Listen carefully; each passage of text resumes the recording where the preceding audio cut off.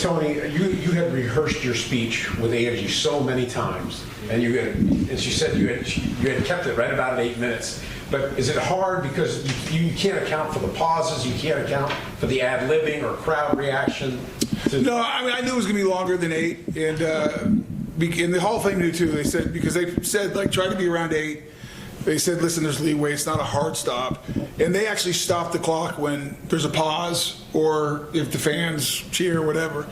And so, yeah, it was, and I got to give a lot of thanks to Jim Woodcock back there because he helped me do the speech. I mean, we wrote this together. It was my story, obviously, and my words. But if I'm being completely honest, I would not have crafted it that well if it wasn't for Jim's help. So I'm indebted to Jim. Tony, as a follow-up, did you get through the part about your dad better or worse than you thought? It was about how I expected, Gene. I thought I would get emotional and I'd have to stop and just gather myself. I knew my wife and my dad, I'd have to take my time because I knew those are both things. The thing that caught me surprised a little bit was my little brother couldn't be here for personal reasons.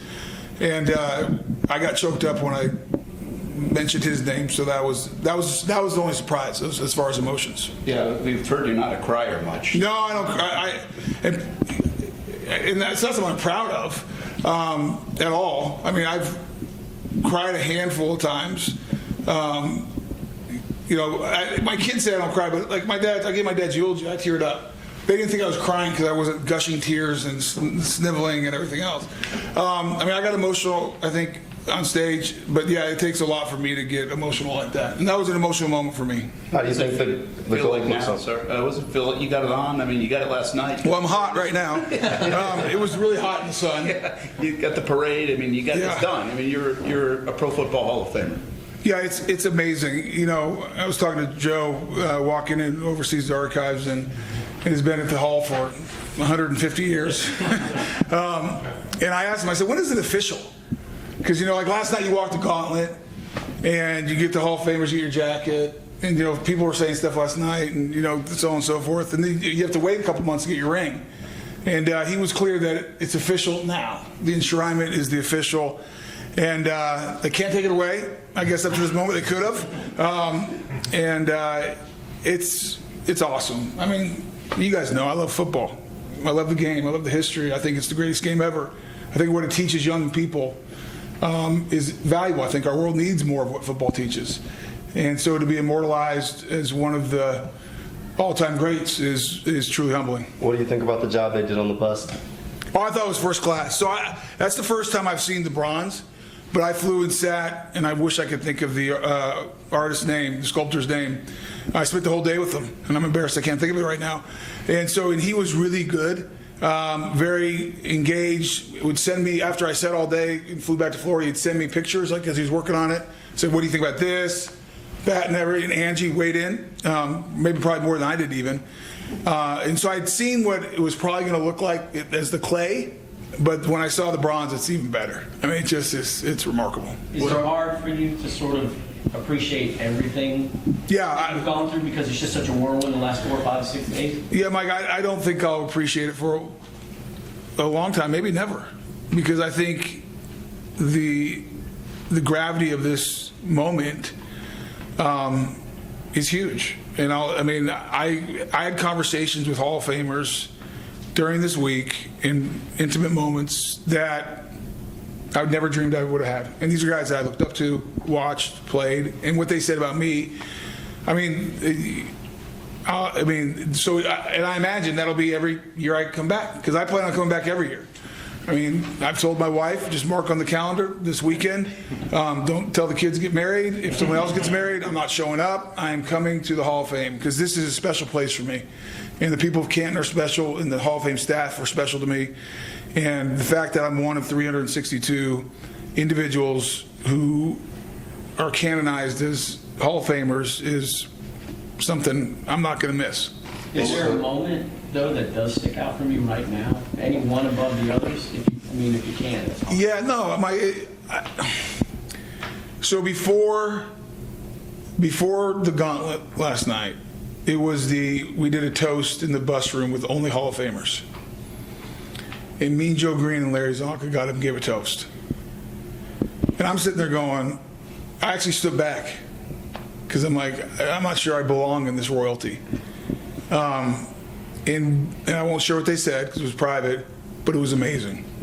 And that was a moment I just sat there and go, and 5 minutes before the toast, I'd had a 20-minute conversation with Jack Youngblood, who I remember as a kid watching in Super Bowl against the Steelers as a kid, and the famed broken leg game, and he's a Fernandina Beach kid, North Gator. So that was it. But the gauntlet right now is probably the highlight. Walking down, shaking Jim Brown's hand, probably the greatest football player of all time. Hugging Anthony Munoz and a lot of the offensive linemen. And then the speech was awesome. So yeah, I mean, speech, hearing Mark introduce me, I mean, that was I didn't think I'd get emotional listening to Mark introduce me, and I got emotional backstage. That was touching. What were the fans like for you, Tony? Oh, awesome. And I knew they would be. I have one bone to pick with the Hall of Fame, and I'm going to deal with it. They ran out of gear. I'm like, what did you expect? It's Jaguar fans. These people are crazy. And plus, I got a big family. 2 days ago, my kids went to go buy something, and there's no gear left. There's nothing left. And my kids go, Dad, what happened? I'm like, well, Jags fans got here. And so I'm going to have a little conversation with Jim Porter and say, we need to make some more stuff. But that doesn't surprise me. Listen, this is a great fan base. Jacksonville's a great football town. I don't care what anyone says. You show me another city that would go through the seasons that we have had, which I believe is changing with Doug Peterson, and I think Trevor Lawrence is the real deal. But forget about the future. But if you just talk about these fans, what they've endured and what they've gone through and how they stand by this organization and their players, and they've stood by me since 1995, never a doubt in my mind that they would come in full force. And they dominated this weekend. Dominated, and it was great to see. Your bust hasn't made it officially into the hall yet. That'll happen tomorrow. Yeah. You decided if you want to be the one to put it on its shelf in that room? I haven't even thought about it. If there's a way I can get all 7 of my wife and 5 kids and me hands on it at the same time and put it there, I'll do that, knowing our family it'll fall and break. So it's probably not the best move. So it'll probably end up being me. I don't know. We'll see. I haven't thought about it, but it will be. It'll be at the party tonight, and I'll put it in tomorrow. Someone in the Boselli family will put it in. The big party tonight, and then is this done? I mean, is the journey to here concluded for you, and is there something that's kind of nice about that after 6 years of it? Yeah.